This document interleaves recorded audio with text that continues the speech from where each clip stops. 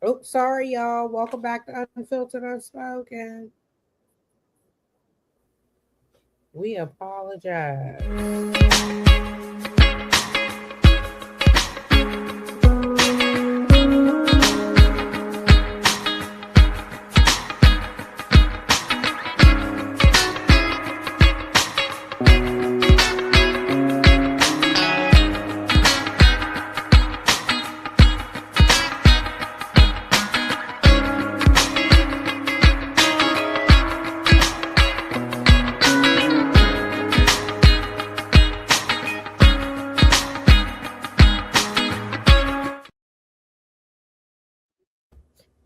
Welcome back to Unfiltered Unspoken Podcast. So we told you we're gonna keep sharing life experiences, and as you see, mistakes happen because that's what I did in the beginning of the video, and I want to apologize. Um, Ricardo, welcome back.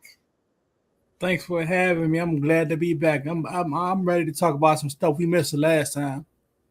Yeah. So really quick, some folks may have not seen the last episode. If you can introduce yourself, and Sid is going to kick off the first question. Well, my name is Ricardo Brooks. My social media name is Author Ricardo Brooks. As you can see in my little video, Author Ricardo Brooks.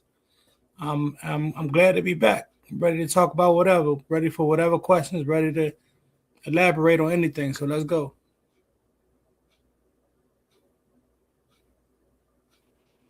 Well, thank you again for joining us again this evening to kind of continue where we left off in your story, get a few details about things.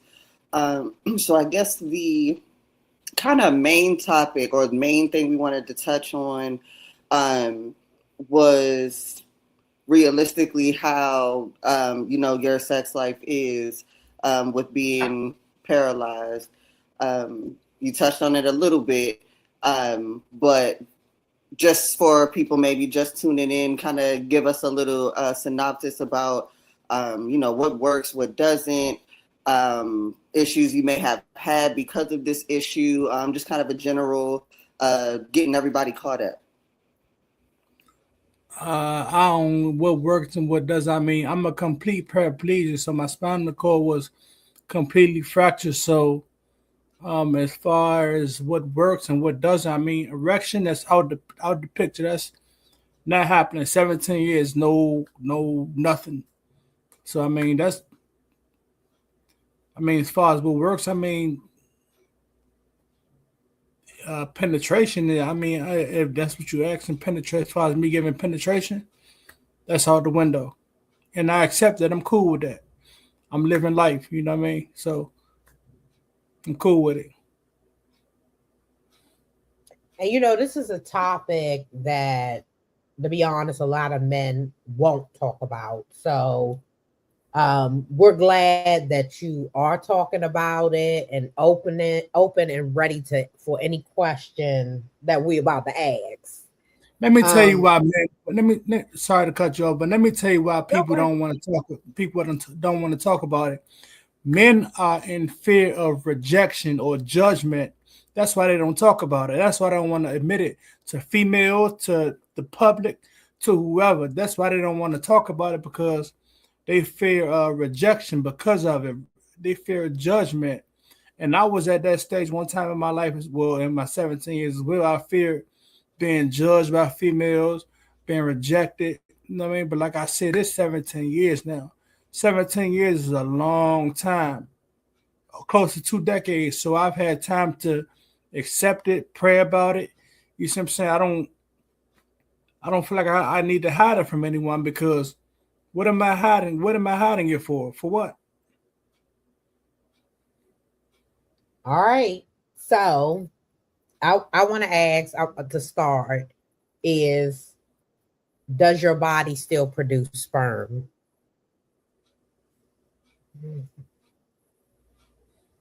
I mean, that's a good question. I mean, maybe I'm sure. I mean, I maybe if I go through like hospital procedures to make a baby, stuff like that. But as far as through penetration, no. But I haven't really done the research upon going to the hospital. I know it can be done, but as far as me going, like if I get a wife We agree to have a child, and I go to the hospital and they do the surgery, take it out of me and put it in her. I never researched that to see how it could be done, so I'm not sure of it, but I know it can be done. But that's the only way. You see what I'm saying? That's basically the only way. Now, have you been in any, notable or long-term relationships since everything has went down? And, was there situations where somebody thought they could deal with it and, then didn't deal with it well? Or, just kind of what has your dating life been like through this scenario? Well, I've had friends. I've never had a real relationship that I could say I've been committed, faithful. One with someone, with a woman, but I've had friends and still do have friends. As far as them feeling like, well, not the friends I have now, but I've had females that have been in my life that didn't. It's not that it's not that they didn't want to accept it. They didn't know how to. You know what I'm saying? Because the spinal cord, it's not as rare. You feel what I'm saying? So for a man to be able to not be able to have sex, please them sexually with penetration, that's not something that's common. You see what I'm saying? So it's not that females didn't want to deal with it. They probably love me for who I am, but they just didn't know how to deal with that, from that point of view. But other than being paralyzed, you got men out here that's dealing with erectile dysfunction. So, not to get on that, but females don't know how to deal with it. A lot of women I've dealt with and may deal with in the future just don't know how to deal with it. Don't know how to accept it. It's not that they don't like me or they don't love me or want to be friends with me. They just don't know how to deal with that. You see what I'm saying? And I'm cool with it. I'm cool with it.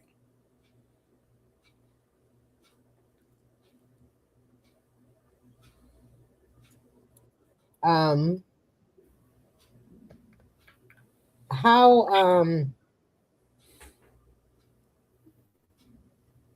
hold on one second, sorry. So I want to jump back because in the beginning, the last episode, we talked about that you had a lot of women and you messed with a lot of women.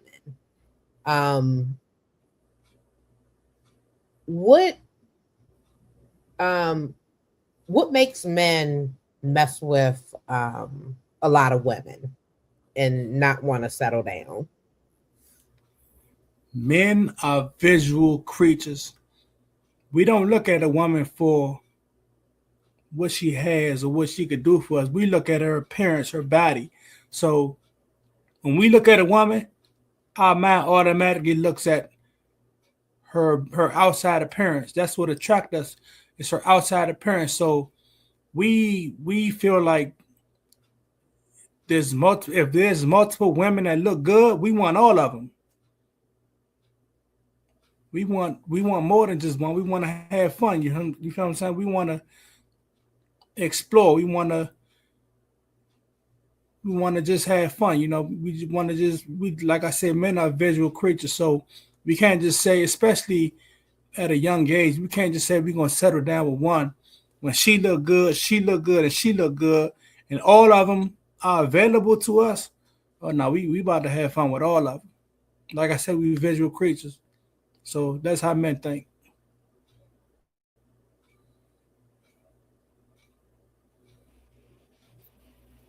Is on a, I guess, biology level, do you ever have times where you are involuntarily erected, or is it just something that just never happens, or is it just out of your control when it does? How functionally does that work? Well, because of my spine, I hope I answer your question right, but because of my spinal cord injury is complete, I have no control of an erection. I don't care if I'm kissing, what I'm doing. There's no erection. If that answers your question, I don't know if I answered your question right.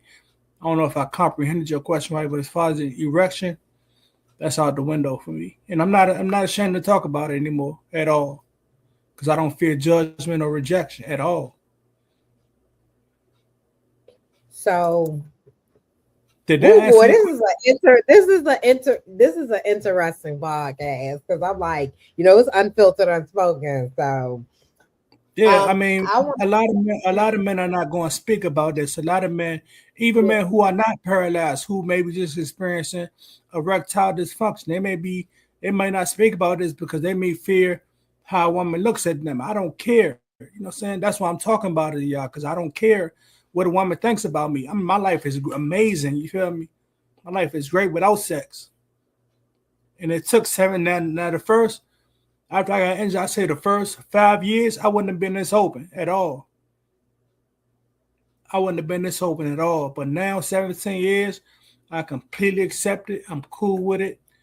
And to be honest, sex is not all that anyway. It's a lot to come with sex that people do not think about before they do it.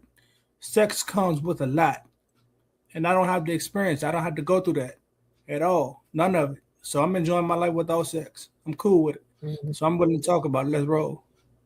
That's wrong because I want to ask. So, if a woman sexually, we know that performing is out the door. So, if a Right. woman wanted to perform on you orally, do you have a sensation? Does it do anything to you? Does Um, nothing. so you have no feeling. Not at all. I mean, a little bit. It's slowly coming back, but to give me an erection, no. So you're starting to have sensations now. It's slowly coming back. I said the last 5 years has been slowly coming back. Like when I'm in the shower, I can feel the water bouncing off my legs. Or when I go outside, when it's real cold outside, and I go outside with some shorts on to get something out of the car, depending on how long I'm out there, my legs will start to get cold a little bit, stuff like that. But as far as me standing up, that's not happening yet. My sensation is coming back though. But as far as an erection, that's not happening yet. Oh, interesting. Okay. Now, with the actual paraplegic, diagnosis, does that actually mean that there's no chance, that you could walk again, or does that leave the door open at any point for it to come back? I mean, clearly things are, certain sensations and things are returning to you, but does that diagnosis itself mean that you will never walk again or never have feeling in the bottom half again? Well, from a doctor, from a hospital's point of view, from an X-ray, they told me I would never walk again. You see what I'm saying? But I serve a God that can do the impossible. You see what I'm saying? So my God can do the impossible. They said I wasn't gonna live. They said I was gonna have a tracheostomy for the rest of my life. They said I was gonna be on the breathing machine for the rest of my life. They said I'd never talk. Yeah, I got it. Let's Tracheostomy. talk about that. Why you doing that? So, can you explain to the audience what this is and how it made the permanent mark on your neck? Tracheostomy. I don't remember exactly let me look it up. What is a tracheostomy?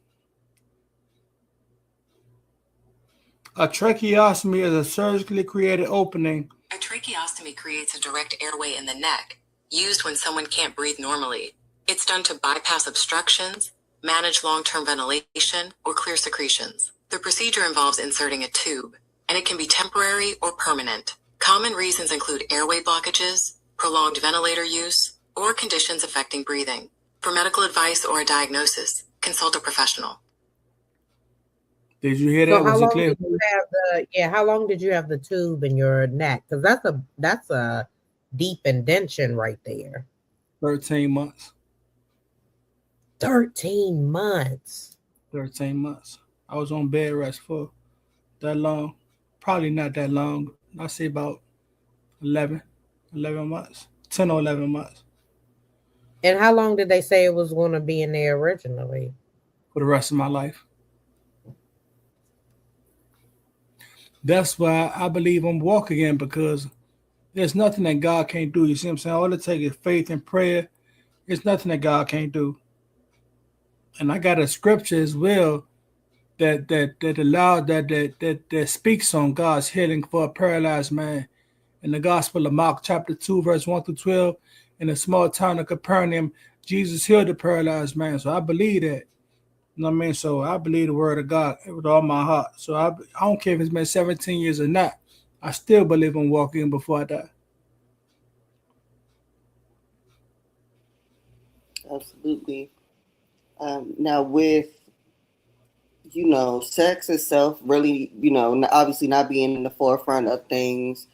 What does your kind of ideal relationship look like, or what does your ideal companionship look like? Being as though that is not the centric point, which normally is.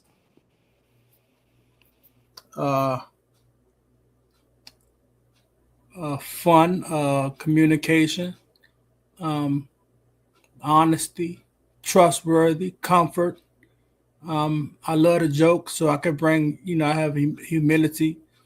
And let me say this. I don't want to just throw it out there, but I might not be able to give penetration, but I do have a tongue, though. You see what I'm saying? So I'm able to do oral stuff like that. But as far as penetration, I'm not able to do that. But I can be, like I said, I haven't been in a relationship. I haven't been blessed with that yet, but it's possible that I could be in one, with the right woman. But it's gonna take her to accept some things and be willing to go with it. But if I don't be in a relationship, I'm cool with it. It ain't stopping me at all. If I never be in a relationship, I'm cool with that.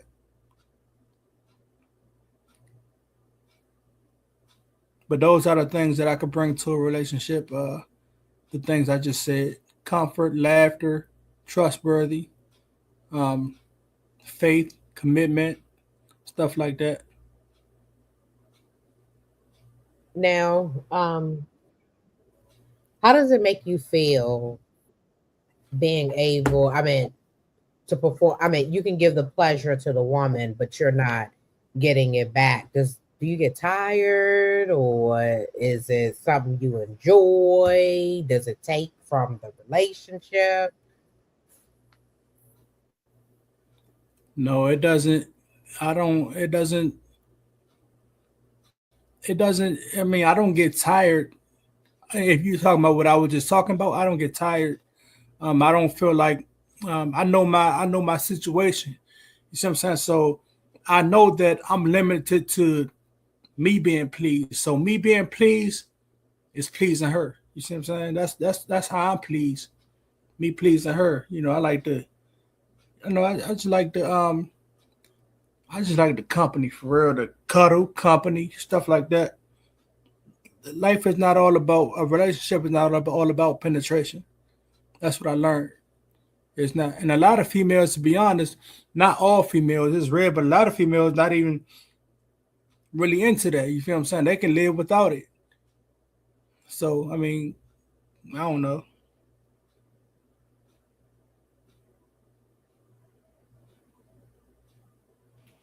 So with your kind of energy now that this is just not something that's at the forefront of your mind, like you're kind of chilling, you cooling.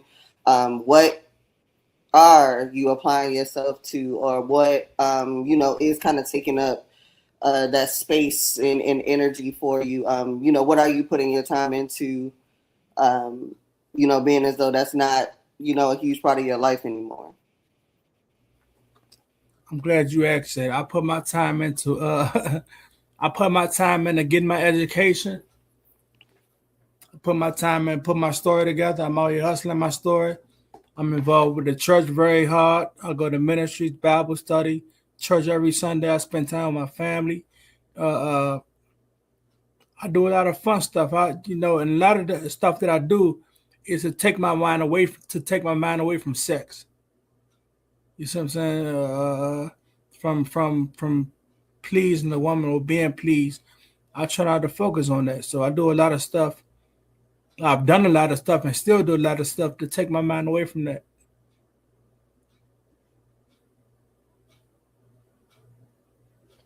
And I want to go back and speaking of family, through your situation, you mentioned last time your mom, dad, and your grandmother was there for you. Um, how did they have to adjust how did they have to adjust their lives to be able to support you? They didn't really have to. Um, they don't. I mean, for the first, I say 6 years after my injury, I was in a nursing home, so they didn't have to take care of me. I was the nursing home, or I don't say want to say nursing home, the rehabilitation center I was in. They took care of me, so um, they didn't really have to do much as far as taking care of me. They just supported me. You know what I mean? Supported me when I called them and needed something. They were there for me. My grandmother died 3 years after my injury, so. But as far as my parents, though, they were just and still is a major support in my life if I need something. But it never really slowed down their lives. You feel me? It never really put them in a position where they had to put other stuff to the side because they couldn't do it because they had to take care of me. They were never in that position for real. And even today, they're not in that position because I live alone. I drive my own car. You know, I do a lot for myself. I take myself to doctor's appointments, hospital, all by myself. So they don't really need to do nothing. If I ask them to go pick up some medication for me from the pharmacy, they'll do that like they did today. Like I told you, my mother had to do today. But other than that, they don't. It's not much they really have to do. They do it. They do stuff if I ask them to do it, or because they want to do it. But it's not an obligation for them.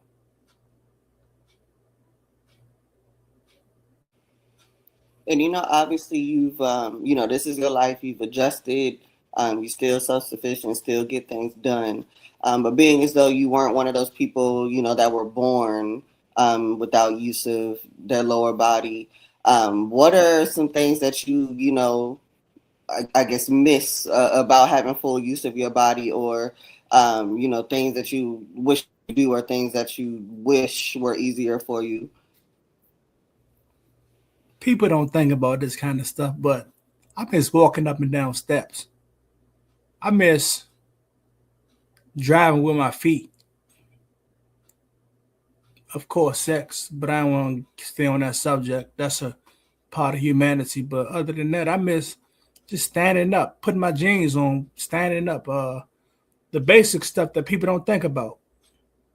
I miss small stuff. I can go on and on, but small stuff. I just miss stuff that people could do that could stand up. I miss all that stuff, walking up steps, stuff like that. It's a lot of stuff I can name, but just the basic stuff, that people could walk, that they can do. They don't think about losing that ability until it happens. Then they miss it. You see what I'm saying? But basic stuff that people would do that could walk, jogging, stuff like that. Playing basketball, um, putting the boxing gloves on, boxing in the neighborhood. No, just basic stuff that people who could walk can do.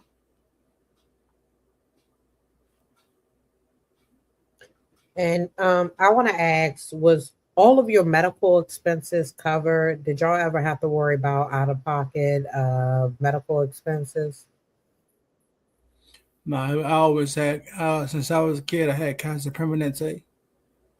So they pay for everything.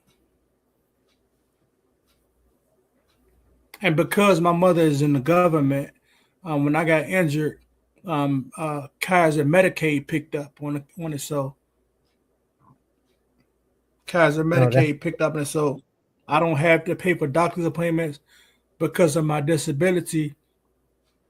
I'm under that plan with Kaiser Permanente. I don't have to pay for doctor's appointments.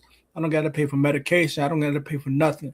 All I got to do is get to the hospital, and I drive my own car to get to the hospital. So everything is good. okay. Even when I was in surgery, Kaiser paid for all that. When I was in Baltimore shock trauma, Kaiser paid for all of that.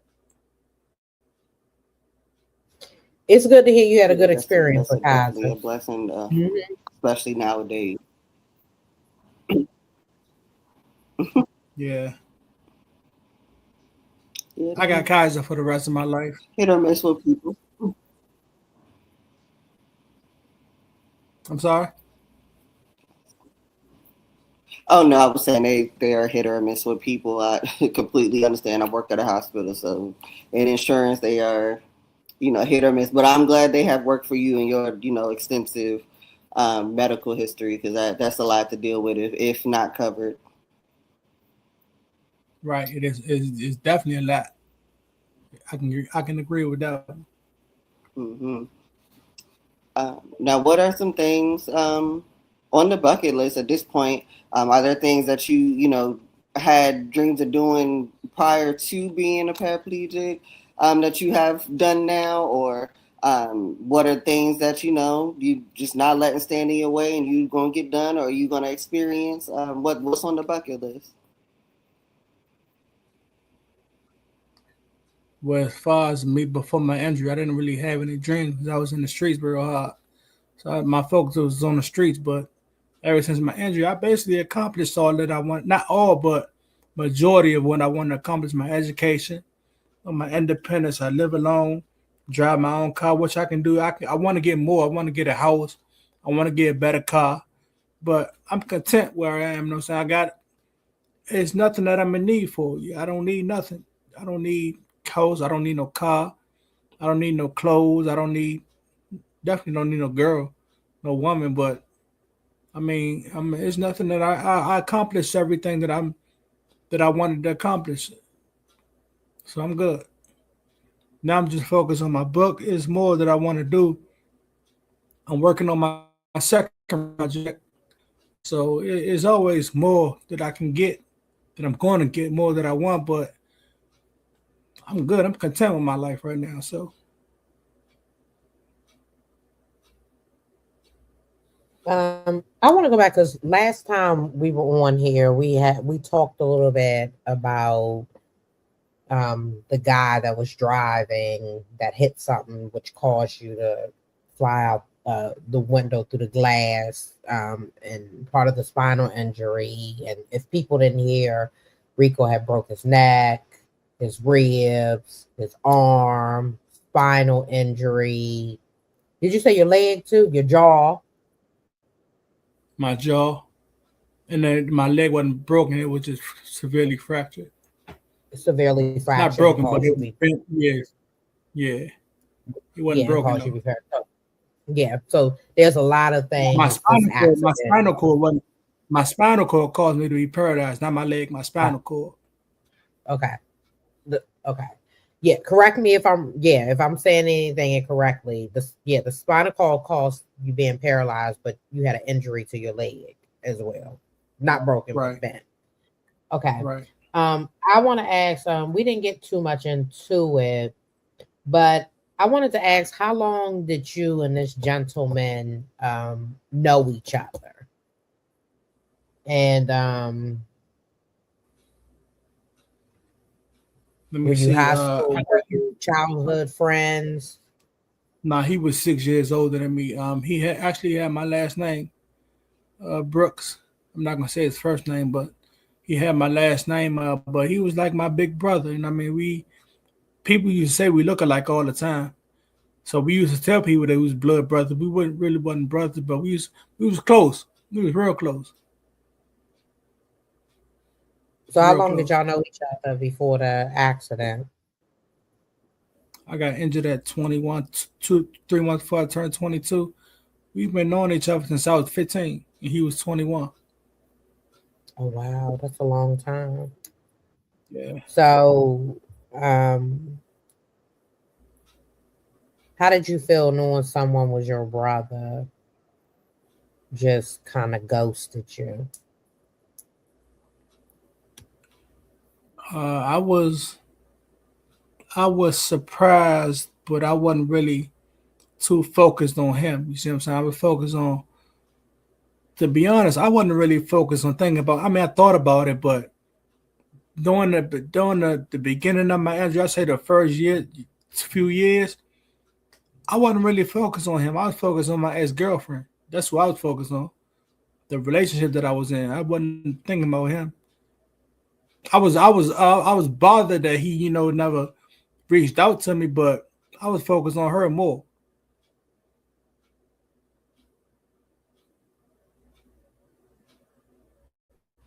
Why do you feel that was? Her focus on her Yeah, more than anything else, really. because I was more because she was my like I don't know how to. I mean, she was my everything. You know what I mean? She was my not everything, but she was my girlfriend at the time, my first love. You know what I'm saying? My first relationship. So her leaving me kind of bothered me a lot. You know what I mean? It really hurt me. You see what I'm saying? So for me to be thinking about him,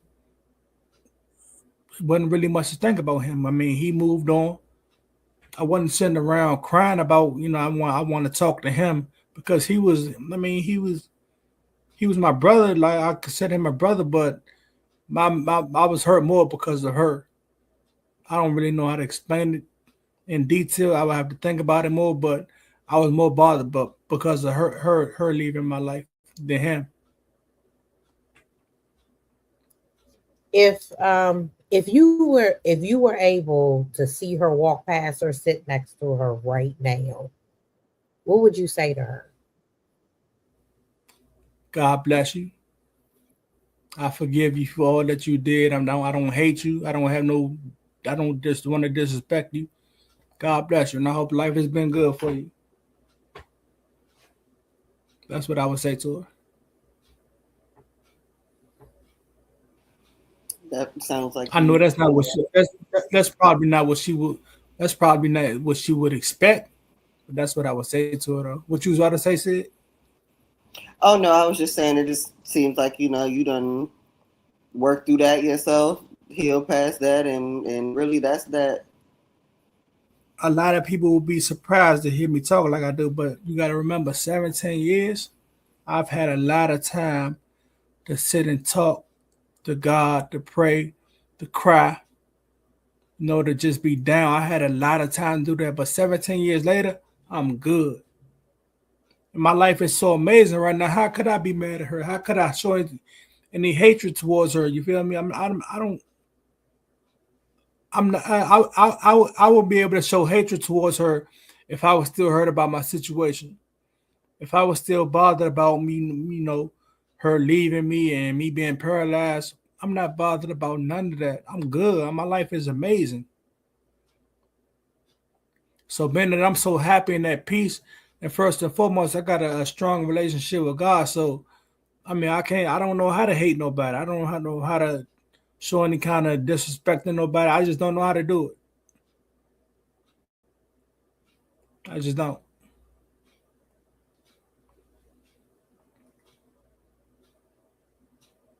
Absolutely. Um, I'm trying to think if there was a lot of things we had talked about once we had got off of the podcast last time that we didn't get to.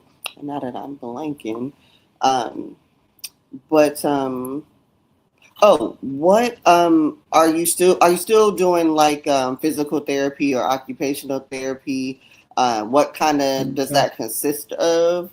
Um, how often are you doing it, and are you seeing results come of it? How does it help your strength and mobility, and do you see use in it? I don't do physical therapy at like a national rehabilitation hospital. I do my own physical therapy every day. I just living my life as physical therapy. Getting in out of a car, getting in the shower, cooking my food, getting dressed. I'm living my life as physical therapy. So I don't do no therapy at a hospital or rehabilitation center. I'm just living my life every day regular on my own, independent. That's my physical therapy. Just living is physical therapy for me.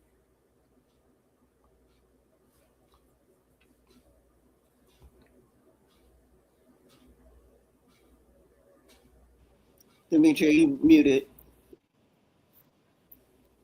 Sorry, I was like, I have a few questions, but I think I want to ask this one first.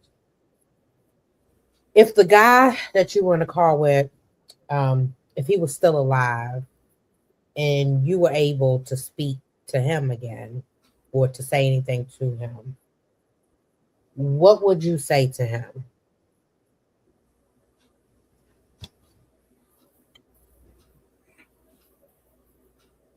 I would let him know that I'm not mad at him.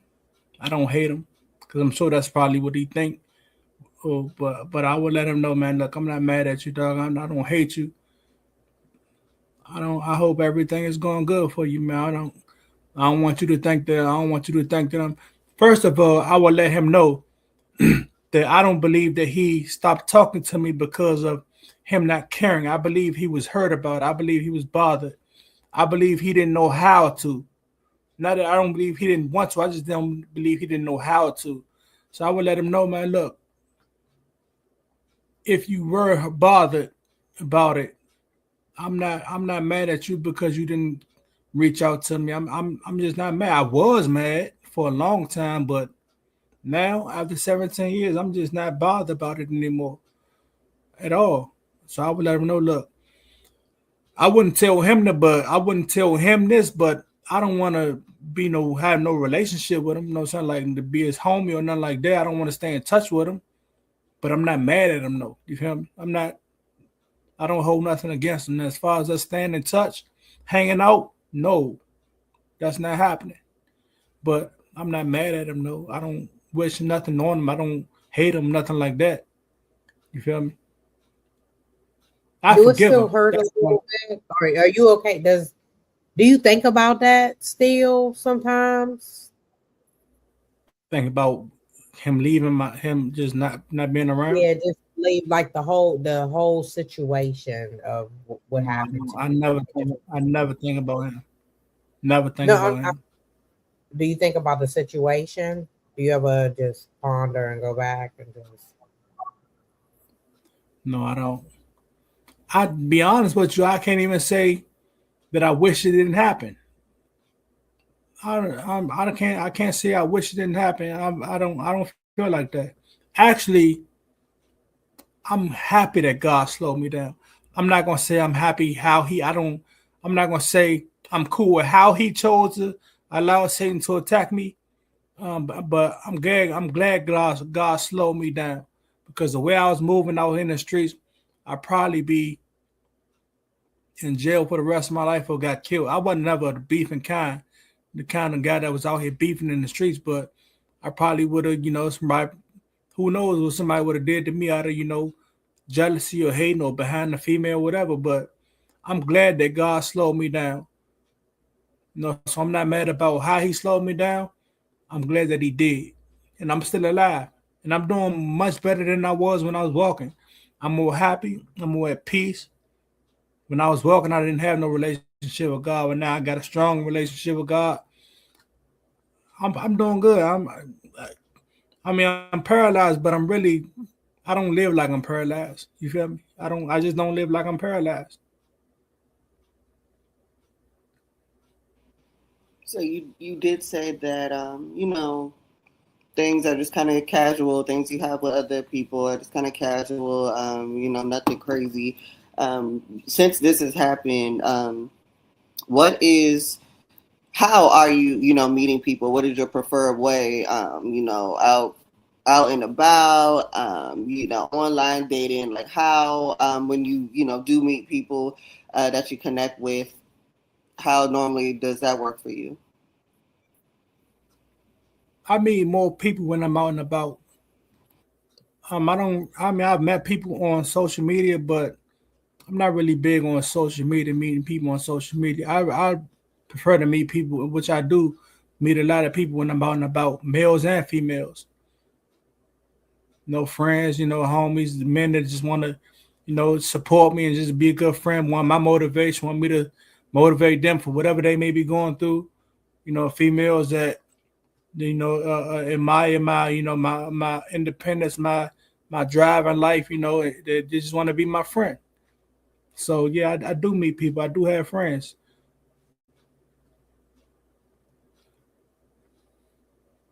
And I want to ask, how would you compare yourself now to back then? To do what? How would you compare yourself from before the accident to now? Uh, More patient, more understanding, more peace, more acceptance, more well, first and foremost, before all that, uh amazing relationship with God, which leads to a lot of stuff: patience, peace, acceptance, motivation. I always had motivation, but just no wit. I don't. A lot of stuff that I'm going through. I don't wish it was. I don't wish. I don't wish I didn't have to go through this. You know what I'm saying? I accept it for what it is, and I'm living with it, and I'm doing good with it. You know what I'm saying? I don't feel no any. I don't feel like, man, I wish this didn't happen. I wish I didn't have to go through this because I don't feel like that. I just don't.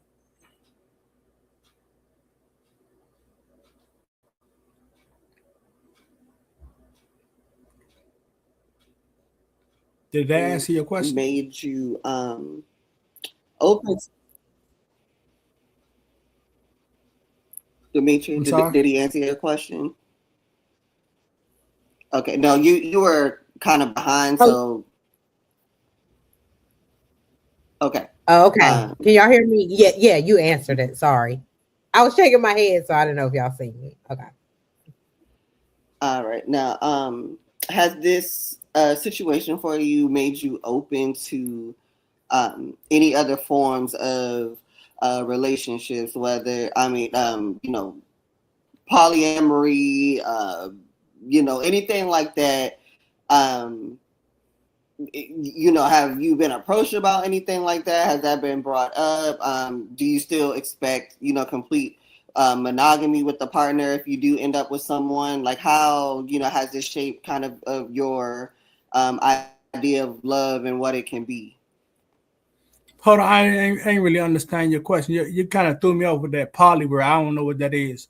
So I ain't really completely Poly understand means your that question. you're in you accept more than one relationship. Like one man have 2 or 3 women, and the woman is committed to the man. Like he can have multiple women, but they're not going to mess around on him.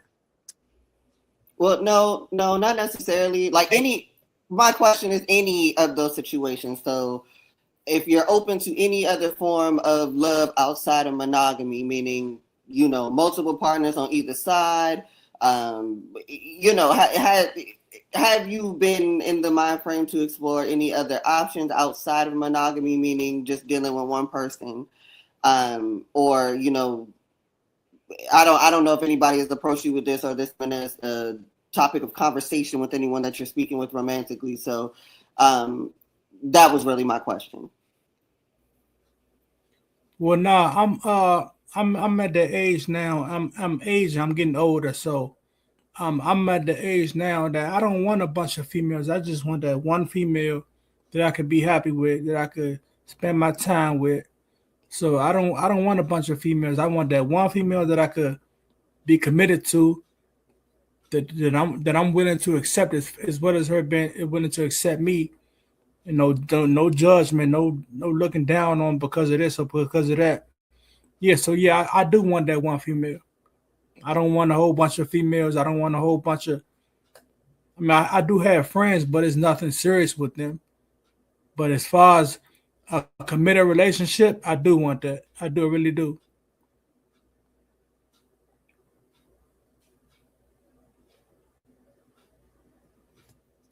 Um, I want to ask. When we talked last time, you said you did PCP and ecstasy, right, here and there. For ecstasy was for the sexual pleasure. I got a lot of stuff. I got a lot of stories behind my use of drugs, but go ahead. Oh well, let's talk. Well, I got another question, but since we there, you got a lot of stories. What is one situation when you were doing drugs that puts you in potential danger? The drug that put me in danger the most is PCP, which was I was intoxicated from the night of my injury, but I had a lot of other situations where I was intoxicated by PCP that put me in a lot of danger, a lot of situations. I never really had danger off the ecstasy. Ecstasy was my fun drug, party, sex, dealing with the females. That was my fun drug. But PCP was a drug that I experienced a lot of my danger, a lot of tragic situations in with PCP. What was one of the situations besides the accident? What was one of the I'm situations about to say that that. Uh, um, let me think. One of the situations, besides the accident PCP, I got robbed one time. I got robbed twice. I got robbed twice. I got jumped. Um, it's so many situations that I could talk about with PCP. I got lost, didn't know where I was. Was I mean, those are me getting robbed and me getting jumped. Those are the two things I could think of for now. Me catching charges, me catching gun charges, drug charges from me being high from PCP, me being around the wrong people who I know wasn't safe for me to be around by myself while I was intoxicated from PCP, being around the wrong people. If I was high, if I wasn't high, I wouldn't have been around them. If I would have been around them, I would have been on point with them. I wouldn't have been slipping. But situations I was high with PCP around the wrong people, in danger, nothing bad happened, but I was around the wrong people a lot of times. did you ever? What they say PCP is the butt naked. People take their clothes off. Did you ever take your clothes off with PCP? No, I never did that. No, I never did that. Okay, that's what they That's back in that's back in the 90s. That's back in the 90s. They no, called that that ain't butt back on naked. 90s. That's still going on today. Yeah, but it was more back in the 90s, but I never did that. I never got naked off the PCP. It just never made me do that. Now and then when it was summertime, I might have took my shirt off, but men take the shirt off in the summertime anyway. But as far as taking my pants off, my shoes off, I never went there. Now, And I never after when I was smoking PCP, my fault. When I was smoking PCP, I never did that drug by myself. Like I never really went and got a dip and smoked it by myself. I was always with somebody when I did it. Now after we smoke, I might have branched off and went by myself. But if I was smoking it by myself, I never did that by myself. I was always with someone.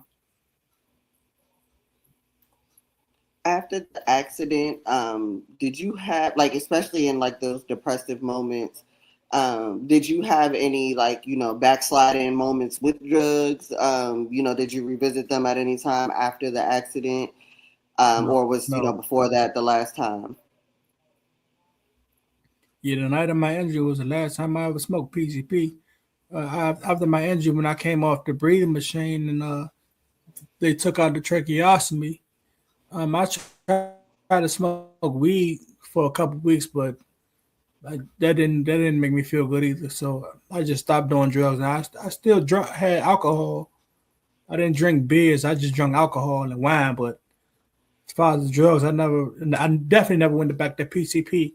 Now, like I said, I tried marijuana, but that was only for a few weeks. So I said I've been clean from drugs now for 16 years, 16 and a half years. No drugs. And how was life with the trick? How do you say it? Trichonopathy? How was the year? Tracheostomy. Tracheostomy. How was life living with that for almost a year? People don't call it a tracheostomy. I'm just giving you the medical term. People just call it a trach. Trach. Okay, Trach. trach. Yeah. But when I So had what it, was like? I was on the breathing machine. I was on bed rest. I couldn't talk. So that's how that was. I couldn't talk. I was on bed rest. I couldn't eat food. I couldn't swallow food. They had to feed me through like a feeding tube. So I had to go through that. So that was Was it devastating. That was discomfort? no, not really. I mean, as far as me being fed, No, that the tube being in your throat, was it discomfort? Did it feel uncomfortable? only time it was uncomfortable when they had to change it. They had to change it every 4 weeks. So Ooh, that's the only time it was very, very painful. whew. But it was. I mean, I couldn't talk. I had to trust me, but you couldn't see though. They had it all bandaged up. So it was all bandaged up. Though. You couldn't actually see the tracheostomy in my neck, or you couldn't see the hole. It was a band. All you could see is white bandages around my neck. So when they pull, you could feel them pulling it out and putting it back in. Yeah, Did it hurt?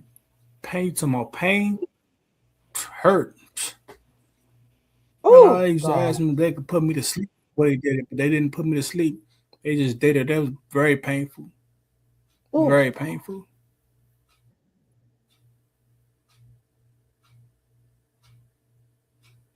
Did Yeah, you got you grabbing your neck over there. Yeah, it was painful. It was very painful. can imagine? Did you struggle at Go, go, all? go, on, go, go on YouTube and see. Now I don't know some place nursing home. I was in Montgomery County. Um, no matter of fact, this was Frederick. I don't know if it was Montgomery or Frederick, but it was way out there. I think it was Montgomery County. I don't know if certain places like hospitals or nursing homes do it different where they put patients to sleep, but they didn't put me to sleep. But you can go on YouTube and look up how the tracheostomy changed, and they'll show you. So you don't want to see it, huh? I mean, if you want to see it, I mean, if you're curious about it, but it is very painful. It was painful for me. I got a sensitive stomach. No. Mm-mm, mm-mm. We ain't got to be talking about it then.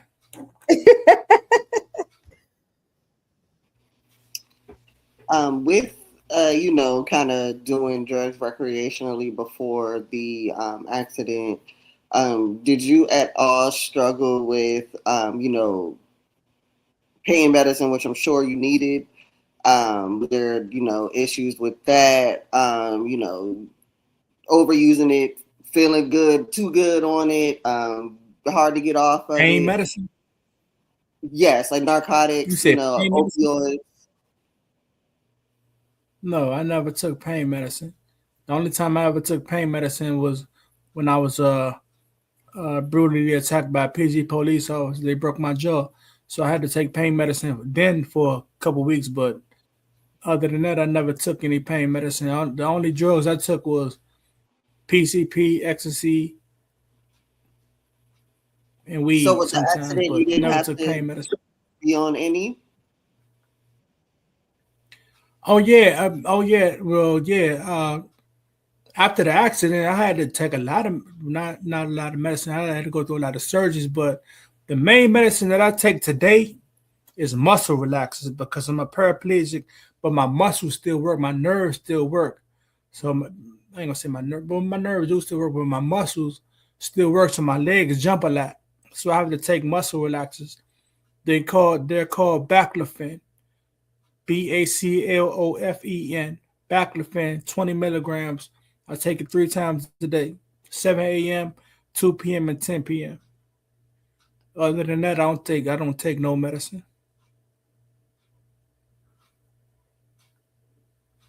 The only other medicine that I have to take is like when I just left the hospital earlier. When I get a urinary tract infection, they give me medicine for 7 days to clear it out. But that's about it though. Oh, It's men the get UTI urinary medicine. tract infections. Oh yeah, Is that painful? yeah. You thought women did that? Yeah, I mean, I ain't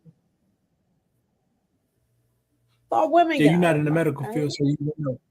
I ain't Nah, no yeah, medical field. yeah. Is Men it get into painful? your urinary tract. Is it I mean, painful? but I can't feel it on there, so I do the main symptom I get is I get the chills real bad. That's the main symptom Okay. I get when I get a UTI. I get the chills real bad.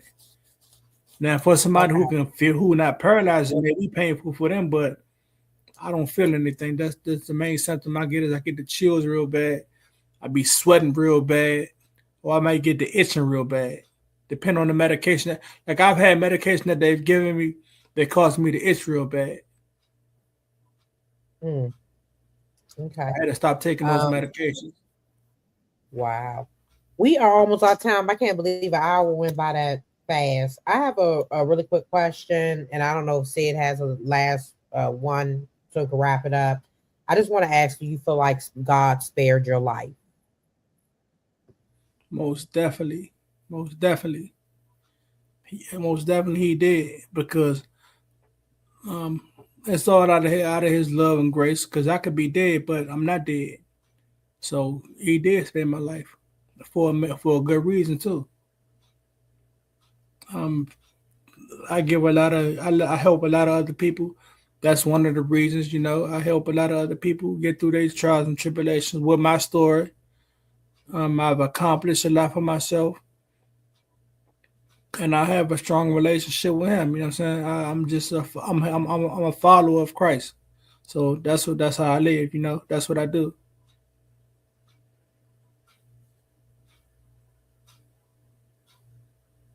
Sid, you have anything else?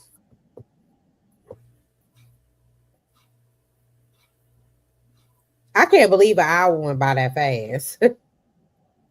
But is the conversation that good? Yeah, it was a good conversation.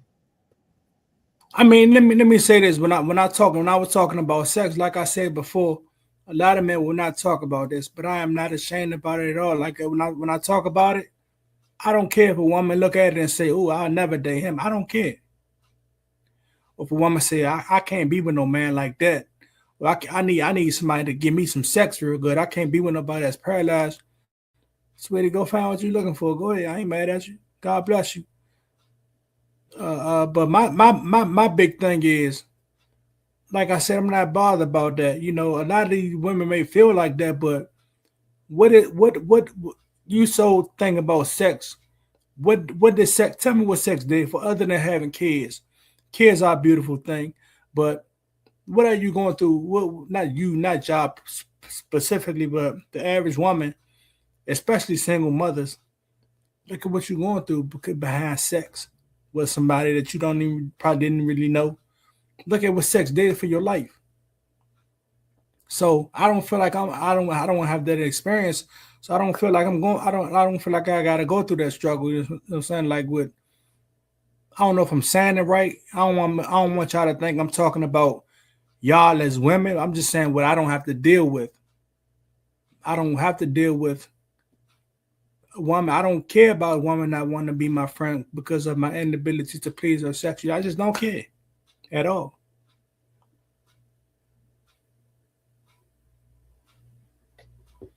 I love it. I love it. We are at time, and I want to go. I want to ask, what advice would you give to a man that is sexually struggling to perform and hide it? What advice would you give him to help him along his journey from your personal life experiences? Focus on bettering yourself. Stop thinking about sex so much, and focus on building yourself up to a higher level in life. Focus on God more. Focus on your family. Just focus on your life. Stop thinking about sex so much, because sex is not going to do nothing for you. It'll feel good for them 10, 15 minutes, but sex is not going to, sex is, I mean, like I said, it's a part of humanity. It's a part of human nature, but what is it? I mean, what is it doing for you for real? Other than that feel good minute when you you bust that nut, but other than that, what is it doing for you? I mean, you could be you put your focus on some other stuff, man. Because I'm telling you, sex is nothing going. Sex can bring you down. Has brought a lot of men down. Men out here with 4, 5 kids by 4, 5 different women. They paying child support all because they wanted to get that good moment. It's not worth it, my brother. Focus on something else. Focus on bettering yourself. You know what I'm saying? That's what the focus need to be on. Focus on yourself, not no woman. That's just what I would tell, man.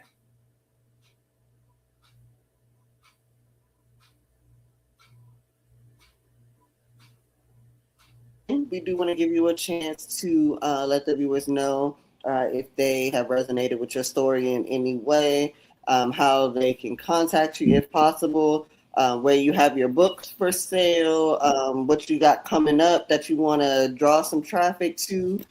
You have the floor. I post a lot of my stuff on Instagram and Facebook. I'm on TikTok, but I don't really be on TikTok that much, which I need to be. But I'm on Instagram and Facebook as author Ricardo Brooks. You see my name right there, Ricardo Brooks, but just put the author in front of it. And if you get on there, if you want to know more about where I'm going, with links to buy my book, you can inbox me, comment, whatever. Just communicate with me, and I'm gonna let you know where what's going on, where I'm at, what I can do. If you're interested in my story, and just that's all I can say. Just hit me on social media, and we can go from there. And I will give you my, if you have more interest in learning more about what I'm doing and want to follow me more, I'll have no problem with giving my phone number. You can contact me, call me. As a matter of fact, I'm going to give you my phone number on here. My phone number is 202-590-8350. Again, 202-590-8350. So if you want to connect, want to call me, I'm all for it. Let's roll. Man, he going to have all them slinky links calling him. But let me say this, Dave. Now, if you ain't talking about nothing that's gonna help you out, or that's gonna help you progress in life, or I can give you motivation or spiritual talks, pray with you. If you want to just talk about something stupid, please do not call me. Don't you heard that? That's why I said that. I will hang up the phone. I will hang up the phone real quick. But if you want me, if I can help you to progress in life, become a better person, I'm all for it. But just as far as talking crazy, nah, I'm not interested in doing that. That's why I mentioned that, because we need to clarify that on here. Okay? Yeah. Don't be calling this phone. Just be calling this phone. Motivation. Don't do that. Don't do that. Because I will hang up the phone real quick. Clock that scene. Well, we want to thank you again. I don't know if y'all ever had a person give their phone number out on y'all, but I'm doing it from a business point. I'm doing it from a business point, you know what I mean? So that's what I'm doing it for, business, inspiration, motivation. I can help anyone, trying to build something. Even if you're in school and you're trying to get your education, you need me to help you to stay focused and encourage you to do so, I'm all for that as well. With school and everything. If you're writing a book, I can help you write your book. I can give you some tips to write a book, all that. So that's what I'm at with it. Thank y'all for having me again, though.